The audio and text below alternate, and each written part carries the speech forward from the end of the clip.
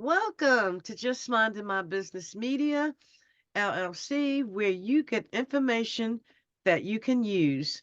I'm your host, Ida Crawford. But before we dive in, remember to subscribe to Just Minding My Business on YouTube and wherever you get your podcasts. Share Just Minding My Business with your family, friends, and colleagues. Engage with us by leaving a review or comment. Your support keeps this podcast going and growing. Visit our website at jmmbmediallc.com to learn how we can support you in getting more visibility on your products and services. Wow, I am so glad to bring back Chris Smiles, the cash flow expert and anti-financial advisor. He is a leading authority teaching entrepreneur, entrepreneurs and professionals how to get their money working for them today. Chris has used his knowledge not once, but twice to become financially independent, where his passive income exceeded his expenses. Not to mention, paid off his $1 million in debt after the last recession without filing bankruptcy. You know you're going to have to tell us about that. Chris has been featured in U.S. News, CNN Money, Entrepreneurs on Fire, Bigger Pockets, and has a proven reputation with his company, Money Ripples, getting his clients fast financial results. In fact, his personal clients have increased their cash flow by almost 300 million in the last 12 years. Wow. Welcome back, Chris. Yeah, it's a pleasure to be back. Yes, indeed. Okay, the first thing we got to talk about, you already know, is the $1 million getting out of debt.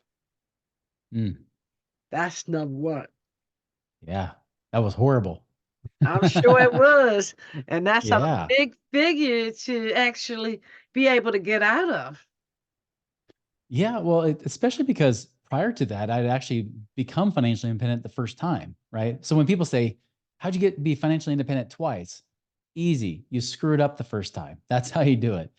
And that's what I did. I was 28 years old. I was able to quote unquote retire. But I started a new business in 2007. But the business was focused on real estate investors, specifically those that are more flipping properties, which were the very ones that get hit the hardest, fastest during the recession. So that market starts getting hit, right? Our business starts getting hit as a result because nobody's paying us. And on top of that, I cut off streams of income of my own. Plus, my real estate wasn't doing as well either. And all the money that I had, one of the mistakes I did is I threw all my extra cash into my house. And of course, as you well know, especially if there was a higher priced home, you throw money into that, the prices came down, all that equity just disappeared. In fact, I went from having lots of equity stuck in my home, thinking as a mortgage broker, I could just pull it out whenever I want. But instead, I couldn't get it out. It was trapped. And so I helplessly watched the value of my property go down to the point where I eventually 2009 foreclosed on that property. I actually lost my dream home just a week before my fourth child was born. So I actually negotiated with the guy. I said, "Hey, listen, like, can I pay you $2,000 to let me stay here for rent for the next 2 weeks until we can have a baby and then find a new place to live," which we did. And so it was a crazy time. And so yeah, I had a pretty big debt hole to deal with. Now, part of it ended up being that house, but fortunately, some of it was forgiven because, it was my own house. The Homestead Act protects you, so you have to pay some of that negative equity back. Hmm. But I was selling off everything else I could other than our family minivan that we had, and just trying to figure out how to make ends meet. And it was interesting because I really realized that even though I had preached it before, cash flow is everything, right? And what I mean by cash flow is your income's here, your expenses are here, not the other way around. And what got me into that was, of course, not only was our business suffering, like I said, my finances were suffering. I was actually in the hole $15,000 a month. Now, some people might say, "Oh, that's because you had so much debt." No, the debt happened because I was in the hole so much every month. And not to mention values were lowering in properties and things like that, right? So it wasn't because I was in debt. If I were debt free, I would have still been in the hole each month. And it was just because business expenses and personal expenses were higher than the income that was coming in, which I'm sure some of you have been in before, where you're not even paycheck to paycheck, you're less than that. So naturally, the question is always, how'd you get out of it, Chris? Right? It wasn't easy, obviously. For example, one thing I started doing is I started tracking my money. So instead of just, it's kind of like air, right? You never count the breaths you have until all of a sudden there's not enough of them to take. And that's what happened with my money. Before I had so much money coming in, I was like, oh, who needs to track it? I'm good. There's plenty of money in the account where we got money coming in. Well, when it started drying up, that's when, and I started to notice that my bank balance was shrinking. And then eventually my credit card balances started going up, trying to make myself float every month. That wasn't a good thing. And so I started tracking my money, really seeing where the money was going, get rid of any expenses that really weren't necessary, just getting down to bare bones, not living on rice and beans per se, but really just what are the essentials that we need to have. And so I was starting to really be anal about, where I was spending money. But then that wasn't enough. Like I said, I could be debt free and I was still in the hole, right? So that's half the equation of the expenses. The other half is income. And this is the main secret. Like now paying off debt, like I did do some strategies about how to pay off certain debts. I did like negotiate some debts. Like I let credit cards go late and then I negotiated for like 10, 15% of the balance. I would do that kind of thing to pay them off. But I had to go late. I had to destroy my credit to do that. So I don't recommend it unless it's absolutely necessary. But I was negotiating with credit card lenders and whatnot. Medical bills, they weren't as easy. I actually had a child that was born in that minivan. Funny enough, we didn't make it to the hospital room in time. So we had the baby in the car in the hospital parking lot. So they charged us $63 for freaking delivering a baby in their parking lot. Can you believe that? It's weird. What? But That's my wife was a ridiculous. doctor on record. They still charged us. But so anyways, so yeah, I mean, it was, I mean, so there's all these expenses and things that came up that we had to deal with. And there was definitely debt, but ultimately it came down to income. How do I increase that? And I started focusing on the thing that got me wealthy the first time, right? It's got me to start making a lot more money the first time, which was focusing not on how do I make more money. Don't ever ask that question. Instead, ask, how can I create more value for more people? How can I add value in their lives, solve problems? How can I become a problem solver, right? Or a solutions provider for people? How do I create a win win? How do I serve people in a way that money is just a natural byproduct? Because the truth is, the true principle is that dollars follow value. If you want to be able to make more money, figure out how do I provide value for somebody where they want to exchange money to get that in their life. And now the funny thing was in 2007, I was teaching people how to get out of the rat race. But when I was back in it, I felt like a total fraud, right? Because why should I be teaching people how to get out of the rat race if I'm back in the rat race once more? So I stopped doing that and I started teaching people how to get resourceful, how to find money, because that's what I was doing. Now, I wouldn't tell them I'm flat broke, right? I mean, that's not exactly the best marketing strategy in your business. But I did tell them, I said, listen, because a lot of them would say, Chris, this sounds great. I would love to pay you. I just don't have the money because the recession's hard on me right now. I said, well, what if I could help you find the money? Because in the back of my mind, I'm thinking, "Look, your situation is way better than mine. I wish I had your situation." So I would tell them, if I can help you find the money, would you pay me? And they said yes. And so I started doing that. I started showing people how to find and free up cash, whether it be from their businesses, from taxes, tax savings, creative ways to pay off debt, things like that, tracking their money, whatever it might be, to help them find the money to eventually pay me. And so I started to do that to a point where it started to create a life of its own. It actually rescued our business from bankruptcy, essentially. And it started catching fire, especially in the dental and the chiropractic communities. And that was the key, is like I just had to last long enough to get to the point where it got to the right people and it caught fire. But it took me, I mean, it was really a good 2-year period that I was struggling. It was hard. Collector calls every day. And that's the other thing too. And maybe you're gonna ask me this. I just keep rambling. I should probably let you ask these questions, but No, go right um, ahead. This is so important because people need to feel you was there. They need to know you were there.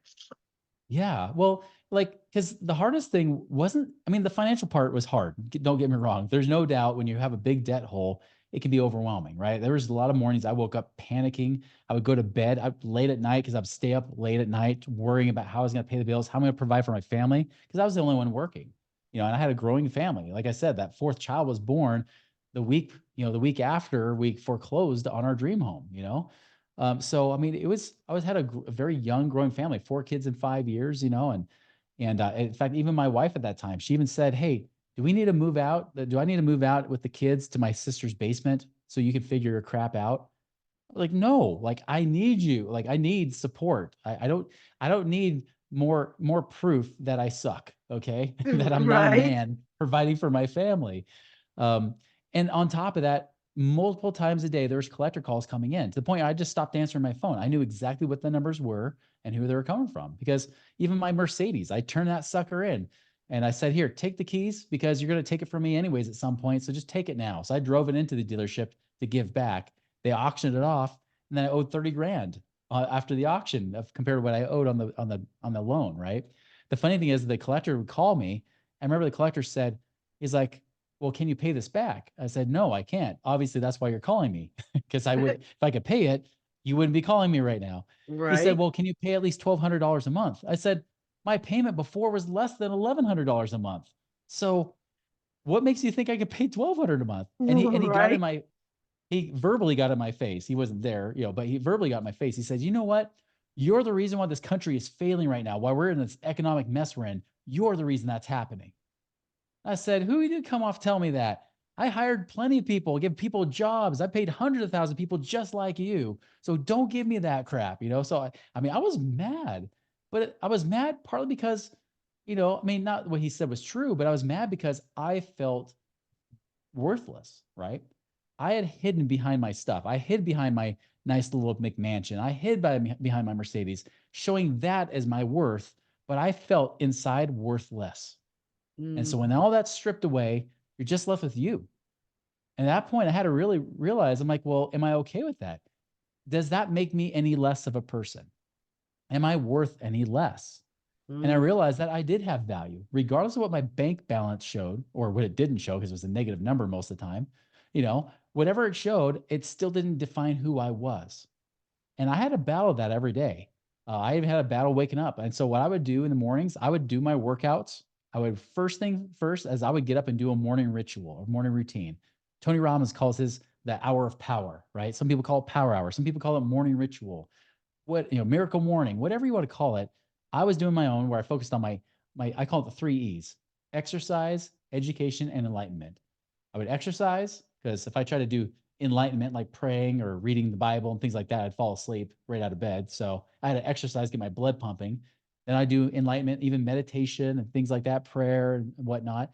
And then education. I would read books and try to get inspired and learn new things to be able to help deliver more value so I could make more money. So I was constantly educating and trying to enlighten myself and also try to exercise and stay in and really get a good win first thing in the morning when I felt like a loser going to bed at night. And that's what I needed. I needed that win. And so I started doing that. And I started to tell myself there are no accidents, that everything happens for a reason, that therefore, in fact, Napoleon Hill says this in Think and Grow Rich. He says that, and I'm paraphrasing because I'm probably not going to say it exactly correctly. But he says that, the pretty much for every adversity you have is a seed for an equal or greater opportunity.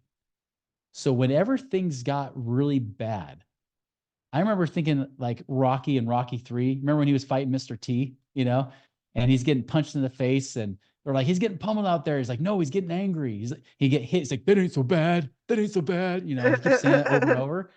So the worse that I felt, the harder that things seemed to be, I kept thinking, man, if the opportunity on the other side of this, the light at the end of the tunnel is equal or greater than this, it's going to be dang awesome, especially on this bad days. I'm like, I cannot wait to see how amazing this is going to be at the end because today sucks, right?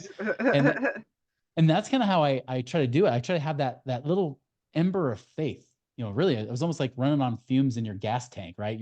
That's on empty, the lights on, the needle's buried, but somehow you're still rolling into that gas station. That's what I felt like with my faith. I was just rolling in just long enough to make it. And I read 2 key books that really helped me through this. If you're struggling right now, I recommend at least one of the two. One of them, maybe not so much. The first one was 3 Feet from Gold by Greg Reed and Sharon Lecter, both friends of mine. A great book. It's like the Think and Grow Rich for the 21st century, but it gives like real life examples of people that were right at the border of where they could have quit, but they didn't. And then that's when everything exploded for them, right? Everything became better. So it's that turnaround, that getting through those hard times. So that kind of gave me a little bit more inspiration. And then the second book I read, which you may or may not want to read yourself, but I would call it one of his more quote unquote humble books. It was by Donald Trump, called Never Give Up, right? This is before he was president. It basically talks about his failures and the things he had to overcome. And I Hmm. remember one of the key things I got from that book was that he would, if there was 20 negative things, he would find the one positive, which now actually seeing him as president, I can kind of see how that followed him along. I can kind of see that attitude he had there because, sometimes he would ignore reality. Like, dude, you need a reality check, right? Like you're living in la la land. And you're like, oh, he's doing the same thing that helped him through hard times. Okay, I get it. But Right. like I did the same thing. Like sometimes there were really bad days. I could just say, I'm breathing. At least I'm walking. I can do something today. Yes. It was literally like that because there were some really hard days. But I was holding out one good thing. And I realized as I shifted that energy and I shifted those beliefs, it got me through just long enough to see the light, not just be a light at the end of the tunnel, but then the light appear. And I'm at the end of that tunnel. Things started turning around in our company. Like I said, we got into that dental and chiropractic markets, and then everything just exploded. We went from nearly bankrupt to like making 5 million the next year in revenue. Wow. And that's the thing is like it wasn't just because I was talented. It was because I just didn't give up. And if there's anything Yes. you take away from my story is just, I mean, sometimes it makes sense to give up. Sometimes it's not necessarily give up, but you just need to take a different door. I did that. I took different doors. I wasn't going down the path that I predicted in 2007, but the path I took was better. And even if it forced me through that door, still it led me to exactly where I needed to go. And it's created really the life I have now where, I am retired, or able to retire. I don't retire. I hate retiring, but I get bored. But I'm at the point where I have more than enough money coming in that I don't have to work. And I have a company that's successful and it's blessing other people's lives. And I think that's the real purpose is that how do Yeah. we go about blessing more lives in our business? Yes. And that's how to me, that's how you receive your blessings, by blessing other people. Because at the end of That's the right. day, we're here for others. We're not here necessarily for ourselves. For sure. Exactly. What an amazing story. Because it do get rough. I know. I mean, I've gone through my hills and my valleys, and not seeing how what's going to happen around the corner, and Hmm. you just have to have that faith that is you're going Yeah, to come out okay. that's right. You You just have really to do. have that faith, and that's the truth. That Yeah. faith And the is, truth is you always have, haven't you? Like you've yes, always survived whatever challenge you've had. You've made it to this point. You're already 100% success rate from that standpoint. You're here, you're alive today. Use that as leverage to continue to move forward as well. absolutely, absolutely. Ah, wow, this is you just hit it on the nose. You just hit it on the nose. I gotta take a minute to breathe. That was powerful, Chris. Very powerful. Wow. Wow. I can't. Let me get it together here. Woo. Okay. So multiple streams of income. Why is that important? Well, the one thing I realized, like I mentioned before, is cash flow creates freedom, right? Because Yes. when more money coming in than what's going out, you have options. And when you have more options in life, you have freedom. One thing that I know that 2020 brought to a harsh reality for me was when all of a sudden they said, hey, only non or only essential businesses can be open, right? So I had several clients that all of a sudden by force, they couldn't work anymore. They weren't making money. Right. And borrowing from the government isn't always the best option, right? Because there's it's like you deal with the devil sometimes. Right. So of course, the good thing was that a lot of those clients also had other streams of income coming from other things. Like we do a lot with investments like real estate investing. We don't trust the stock market because the stock market can go up or down. It's like my bipolar ex-girlfriend, it just can't be trusted. And Yes. so I go for things that I know are consistent. They give me consistent income and they have real assets to back them up. And and that is save people for sure. I mean, I have one client that he works in Hollywood, and he's Hollywood is one of those places that shuts down all the time, right? I mean, COVID shut it down forever, and then the writer's strike of 2023 shut it down for a good chunk of that year too. The Yes. thing that he kept telling me is, Chris, He's like, I'm not hitting my goals as fast as I want to create freedom. He's like, but I still had $4,000 a month coming in when I only need 4,200 a month to live on. So he says the good thing is because I have another stream of income coming in, I've only had to dip into savings about 200 bucks a month, which when I encourage people to have at least 6 to 12 months of savings, he had more than enough to last years if that were the case. And so he still had money coming in. So unlike other guys that were working in Hollywood that were just waiting for the first job that came their way, even if it was a bad job, he didn't do that. He was able to sit in peace and abundance and be able to say, you know what? I'm going to wait for the right job when it comes along because I'm okay. And I Mhm. think everybody, whether you're a business owner or you're a W 2 employee, it doesn't matter. You need multiple streams of income coming in, even outside of your business, to make sure that even if you become quote unquote non essential in your job or your business, at least they can't stop you from being able to provide for your family and have that life that you want. You become work optional. You work because you want to, not because you have to. Absolutely. I call it plan A, B, C, and D. That's what I call it because you just That's never right. know. And sometimes, a lot of times, things are out of your control. You have Mhm. no control. COVID was a prime example of Yeah. out of your control. Who knew that was coming? Nobody. Yeah. Wow. So, Chris, if people want to work with you, how do they do so? Yeah, I always recommend people follow us first to make sure you actually like us, you know? So, and we like you, to be honest. So, the best way to do that, you can go to moneyripples.com. There's plenty of information there, moneyripples.com. But we also have the Money Ripples podcast on YouTube or iTunes, wherever you follow podcasts as well. Okay. So originally you was a financial advisor, correct? That's correct. Yeah. All right. So why did you leave that career? Because it doesn't work, is what I found out. Okay. Um, Sadly, I found out when I was actually my dad. I was in the industry for about 4 years at this point. My dad said, "Well, aren't you going to become my financial advisor at some point too?" And I said, "Well, sure. Let's sit down." And I never thought he would say that because he was the kind of guy. He was always very, very cheap. Yeah, he would say he's frugal. We all knew he was cheap. He was a tightwad, right? I mean, he's the kind of guy you stick a penny up there and Lincoln squeals in return. So like he was the kind of guy that saved everything, spent nothing. He just told you to save, right? Pay off debt. And so I sit down with him. He had been saving his 401k for decades. He had paid off his house early. He was totally debt free. He says, Chris, I'm 61. I want to retire. How can I do it? Because this job is going to kill me if I don't. I looked at it. I said, Dad, if you want to retire today, you better hope you die in 5 years because that's when you're going to run out of money. And he said, well, what do I do then? I said, I don't know. You did everything right, according to what I teach as a financial advisor. Like we teach people to be cheap, save everything, pay off their debt, and somehow magically you're going to be free. And you've done it, but it's just not enough. Hmm. And so I was bugged by that.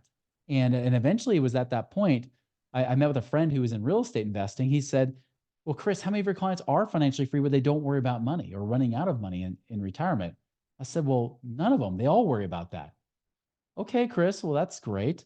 How about this? How many of you guys as financial advisors are financially free, not off the commissions you're earning, but actually doing these investments?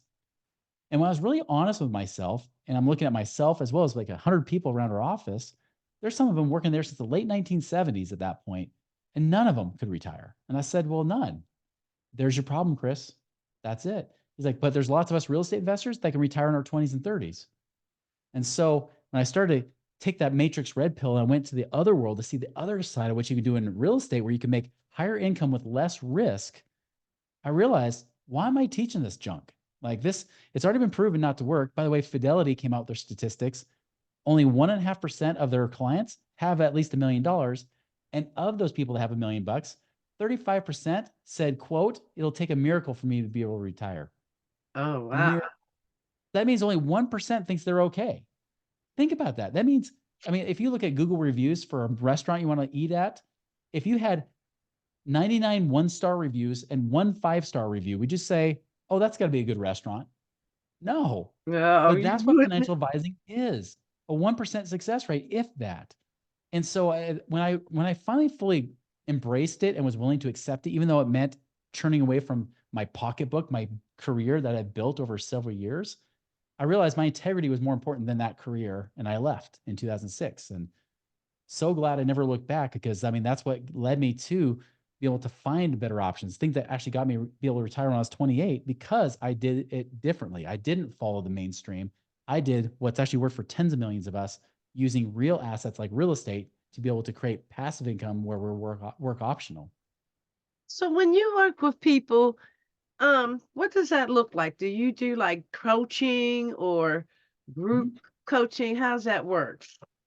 Yeah, we actually have people that hire us. We do have some group coaching as well, but we do have people that hire us one-on-one to, we're not investment advisors. We never tell people they should invest here, invest there. Right. But we do help them strategize, like how to be able to find where to get their money out of prison, so to speak, so that they can use that to invest to generate passive income in things like different various kinds of real estate or real estate backed type of investments. And so we really are more strategists and connectors, right? We don't raise money, we don't invest it, but we do help people figure out where's the best use they can use of this money and where some people that have good track records that have been around for at least the last 12, 15 years have probably either lost hair and or gray hair like me, as a result of the things they went through that made them better investors, versus the kid that shows up, they're 25 years old saying, I'll take your money. We don't want those people. And so we try to really connect them with people that we've kind of either invested with ourselves or vetted, and then they can invest it however they want. And the great thing is we got a very, very high success rate. I mean, really 100% of our clients that actually work with us make passive income. They at least create minimum 500 to $1,000 a month of passive income. And that's awesome. And that is really awesome. And because you've been through the trenches and you're doing it, I trust you. I Yeah. trust that you can help people actually do that. So again, how do people connect with you? Yeah. Go to moneyripples.com or follow our podcast, the Money Ripples Podcast, wherever you follow podcasts. Yes, absolutely. Well, this is kind of like off the record here. Um, I heard you were the world championship ballroom dance team. T- Yeah. Tell me a Yeah. little bit about that. Yeah, so for my junior and senior year, I transferred to a school called Utah Valley State College at that time. Now it's Utah Valley University. They and Brigham Young University alternate whenever they show up to the World Championships, and so we actually, our team, our dance team, our ballroom dance team, actually won the World Championships a couple years in a row in Liverpool, England, or sorry, Blackpool, England, not Liverpool, Blackpool. Oh, okay. Nice. That's a nice twist. So you like ballroom dancing. Yep. And my Facebook feed even shows it to me now. Now there's all those little shorts that show up there. They start showing me all these ballroom dancers. And I realize, man, I wasn't that good. I see some of these videos. I'm like, man, I thought I was pretty good. I was one of the nation's top amateurs, but oh my goodness, like seeing how the dancers are even 20 years later blows my mind. It makes me miss it a little bit. Yeah, and I normally see them when I go on cruises. It's like Uh-huh. they are really in high performance on cruises. Oh yeah, Big absolutely. Yeah, I've time. had several friends do that. Yeah, I like to watch them. And it be older people. And they be rocking it. I'll be like, I know that's right. I want to be like you when I grow up. For sure. Wow. So your podcast, how do people connect to that? What is it? Your podcast. Yeah, Money Ripples podcast you can find on YouTube. We have the Money Ripples channel that's there. And like, iTunes or wherever you find podcasts, Spotify, I don't know, all those places you can find it. Oh, It's okay. actually in its 10th season now, so it's been around a while. Oh, okay. Awesome. Yes, your story is amazing. You're very humble. And it's like, people want to hear that you messed up, so to speak. You know how I'm a they, good mess up, that's for sure. they want to hear that you messed up and then you fixed it. So that way okay, if he messed up, then he can definitely help me fix my mess up. That's right. And that's what people really want to hear. So thank you so much, Chris. It is always, always a pleasure. And you have really made my day today. So thank you. Oh, thank you so much.